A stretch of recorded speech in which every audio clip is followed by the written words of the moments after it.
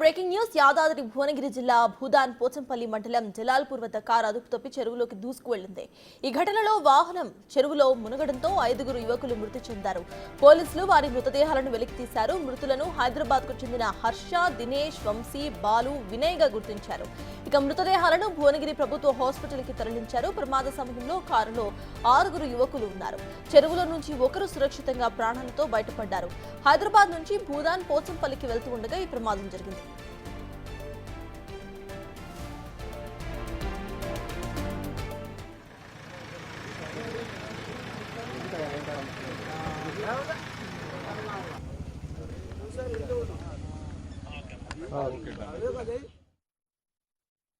LBR నుంచి start అయినా start అయ్యి కొంచెం పిల్లలు వద్దామని వచ్చినాం. అట్లా నైట్ అవుట్ అని చెప్పేసి విలేజ్ సైడ్ పోమని ఇట్లా వచ్చినాం.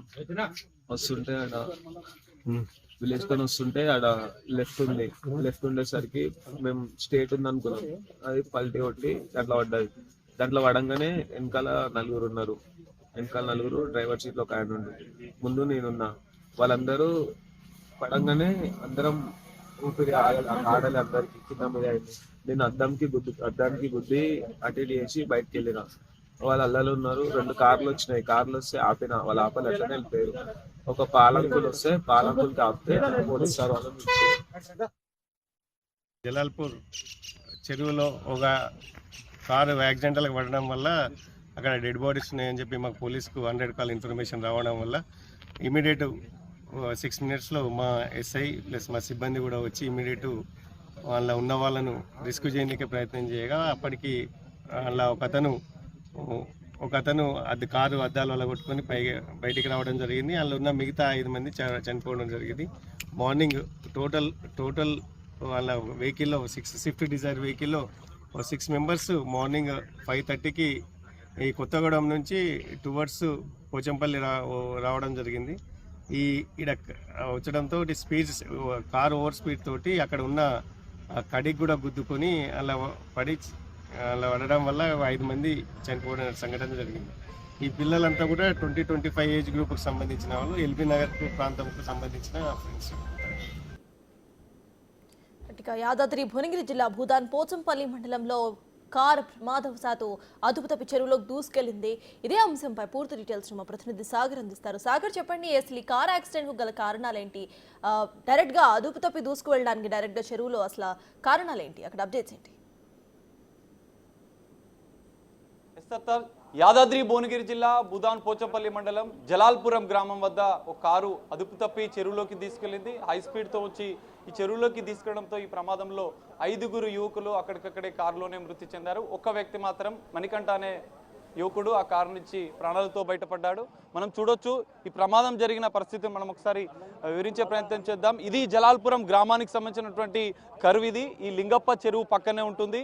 ఈ భారీ టర్నింగ్ ఉండడం వల్లనే ఆ కార్ అనేది స్విఫ్ట్ డిజైర్ కారు భారీ స్పీడ్తో వచ్చింది. ఇట్లా స్టేట్ రోడ్ ఉందని చెప్పి వాళ్ళు ప్రయాణిస్తుండగా ఈ టర్నింగ్కి అదుపు చేయలేక స్పీడ్లో ఉండడం వల్ల మనం చూస్తున్నాం ఇక్కడ ఇదే చెరువు. ఈ చెరువులోకి తీసుకెళ్ళింది ఒక్కసారిగా.